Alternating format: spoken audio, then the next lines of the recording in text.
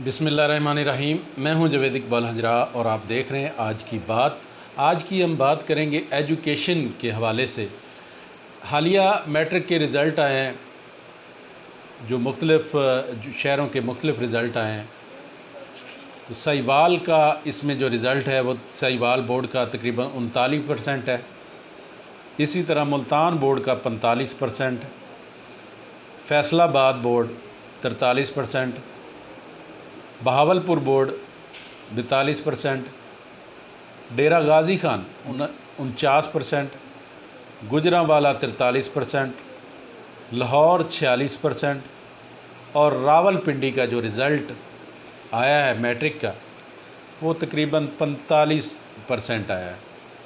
तो इसमें सबसे जो कम रेशो है रिज़ल्ट की वो 39% साहिवाल बोर्ड का रिज़ल्ट है। का ज़िम्मेदार आया कि एजुकेशन डिपार्टमेंट है या वालदैन है। एजुकेशन डिपार्टमेंट जिस पे करोड़ों रुपए हुकूमत खर्च कर रही है, उसके बावजूद भी इस कदर कम परसेंटेज में रिज़ल्ट आना, ये एक बहुत बड़ा लम्हा फ़िक्रिया है। क्योंकि हमारी जो आने वाली नस्ल है, हमारा जो आने वाला फ्यूचर है, वो किस कदर नाअहल साबित हो रहा है कम रिज़ल्ट की वजह से। ये वो नौजवान हैं जिन्होंने आगे चल के हमारे मुल्क की बागडोर संभालनी है। आज ये सारे पंजाब के जो जितने बोर्ड्स हैं उनका रिज़ल्ट देख के इंतहाई दुख हुआ। जो हमारा तालीम का सिस्टम है उसको बहुत ज़्यादा ज़रूरत है तवज्जो की, हुकूमती तवज्जो की, कि जिस एजुकेशन डिपार्टमेंट पे करोड़ों रुपए अखराजात आ रहे हैं, करोड़ों रुपए में उन टीचर्स की सैलरियाँ हैं,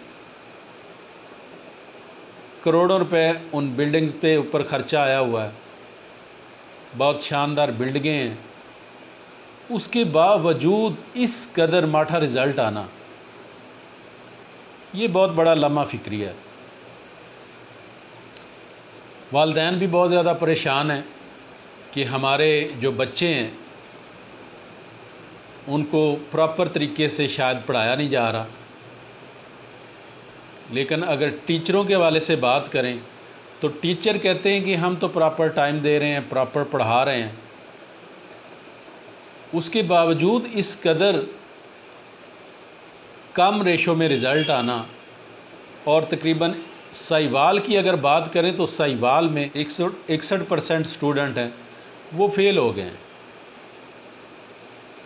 पिछले 2 साल जो रिज़ल्ट आता रहा कोरोना की वजह से, वैसे ही रेशो 1 बना के पास कर दिया जाता था। लेकिन कोरोना के पीरियड के बाद ये एक पहला इम्तहान था जिसमें प्रॉपर पढ़ के लोगों ने आगे पास होना था। तो इस कदर ये माठा रिज़ल्ट आया जो हमारी एजुकेशन पे एक सवालिया निशान उठाता है कि करोड़ों रुपए के बजट के बावजूद, करोड़ों रुपए की सैलरियों के बावजूद हमारी जो नस्ल है, हमारी जो नौजवान नस्ल है जिसने आगे हमारे मुल्क की बागडोर संभालनी, उस पर तवज्जो नहीं दी जा रही। तालीम का उसका हर्ज हो रहा, वो प्रॉपर एजुकेट नहीं हो रहे, पढ़ नहीं रहे, जिसकी वजह से इतना माठा रिज़ल्ट आया। इतने माठे रिज़ल्ट की वजह से जो वालिदैन हैं, वालिदैन डेफिनेटली वो बदजन होते हैं हुकूमती इदारों से, गवर्नमेंट के स्कूलों से, कि गवर्नमेंट के स्कूलों में पढ़ाई नहीं होती। हालांकि गवर्नमेंट के स्कूल एक तो अगर महल्ले वकू उनका हम बयान करें तो महल्ले वकू में वो बहुत बड़े होते हैं, उनमें कमरे ज़्यादा होते हैं, उनमें प्लाट होते हैं, उनमें दरख्त होते हैं, ग्राउंड होते हैं खेलने के लिए, और बहुत कुछ होता है। बहुत सारी जो निसाबी सरगर्मियाँ हैं उनके अलावा जो हेल्दी सरगर्मियाँ हैं वो भी उसमें होती हैं। एजुकेशन डिपार्टमेंट में जो गवर्नमेंट के टीचर होते हैं उनकी भारी भरकम सैलरियाँ भी होती हैं, भारी भरकम बजट भी आता है स्कूलों को अपग्रेडेशन के लिए, मुख्तलिफ़ इवेंट्स के लिए। लेकिन उसके बावजूद इस कदर माठा रिज़ल्ट आना,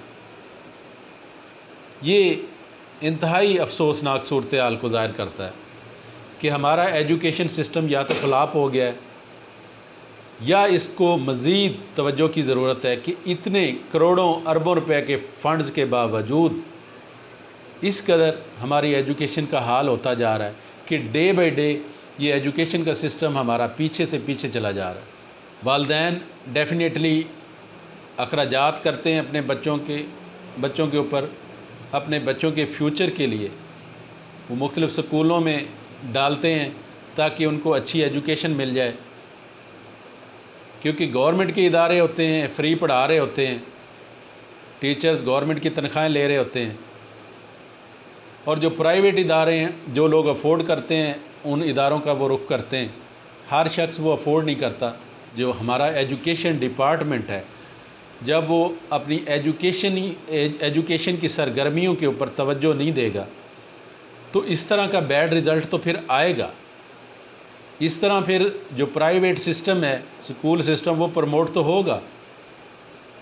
इस तरह सरकारी स्कूलों के ऊपर से आवाम का एतमाद तो उठेगा और इस तरह जो प्राइवेट इदारे हैं वो प्रमोट होंगे, लोगों का उनके ऊपर ट्रस्ट ज़्यादा बहाल होगा।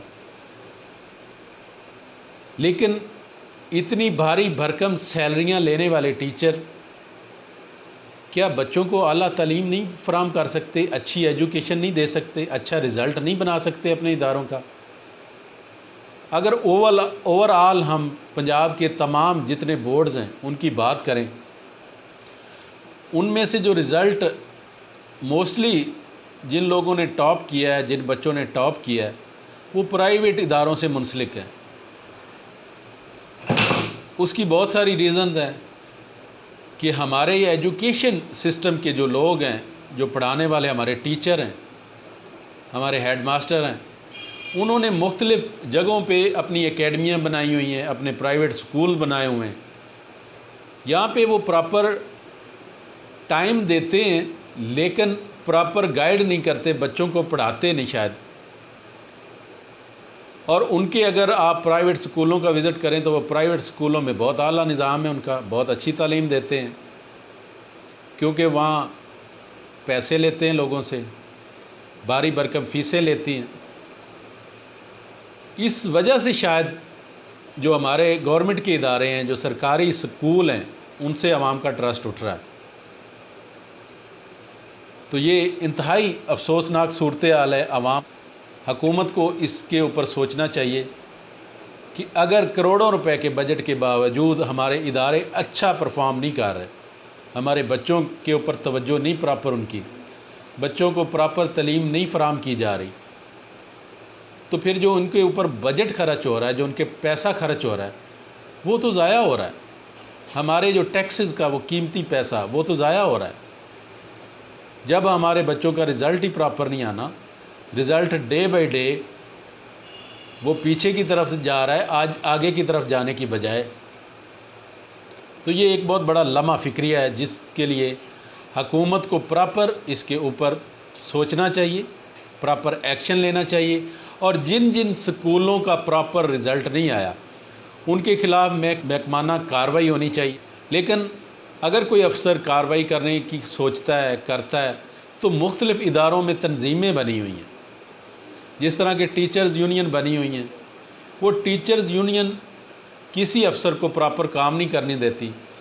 अगर वो किसी को पूछना चाहता है भी आपका ये रिज़ल्ट ठीक नहीं आया, आप टाइम पे ड्यूटी पे नहीं जाते, आप छुट्टियां करते हैं, आपकी क्लास का रिज़ल्ट वीक है, तो वहाँ पे यूनियन मुतहरक हो जाती है और वो यूनियन जो अफसरान बाला हैं उनको ब्लैकमेल करती है, उनको काम नहीं करने देती। आवाम को इस पे भी हुकूमत को सोचना चाहिए कि इस तरह की जो एजुकेशन डिपार्टमेंट में और मुख्तलिफ़ डिपार्टमेंट में जो यूनियन बनी हुई हैं, ये अफसरान को काम नहीं करने देती।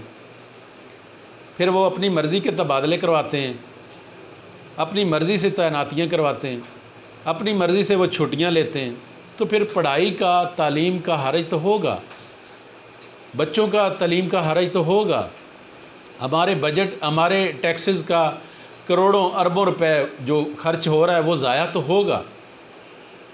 बहरहाल हुकूमत को इसके ऊपर स्टैंड लेना चाहिए, इसके ऊपर एक्शन लेना चाहिए। बहुत बड़ा लम्हा फ़िक्रिया है। इस तरह तो वालिदैन बहुत ज़्यादा परेशान हैं कि हम अपने बच्चों की तालीम का हर्ज कर रहे हैं, हम इन इदारों में भेज के, तो डेफ़िनेटली जो प्राइवेट इदारे हैं वो प्रमोट होंगे, वो आगे निकलेंगे। ये बहुत बड़ा एक लम्हा फ़िक्रिया है, क्योंकि ये हमारी नौजवान नस्ल है, हमारे ये मुल्क का फ्यूचर है। अगर फ्यूचर के साथ इस तरह किया जाएगा तो फिर मुल्क का क्या बनेगा? मुल्क को हम कैसे बेहतरी की तरफ ला सकेंगे जब आपका तालीम का निज़ाम ही ख़राब हो जाएगा, तालीम का निज़ाम ही बैठ जाएगा, तो फिर हम मुल्क को कैसे तरक्की दे सकेंगे? कैसे हम मुल्क के लिए बेहतर रोल अदा कर सकेंगे? कैसे हम उनको, अपने मुल्क को तरक्की याफ्ता ममालिक की सफ़ में ला सकेंगे? इंशाअल्लाह नेक्स्ट किसी और प्रोग्राम के साथ आपकी खिदमत में हाज़िर होंगे। तब तक मुझे दें इजाज़त। अल्लाह हाफ़िज़।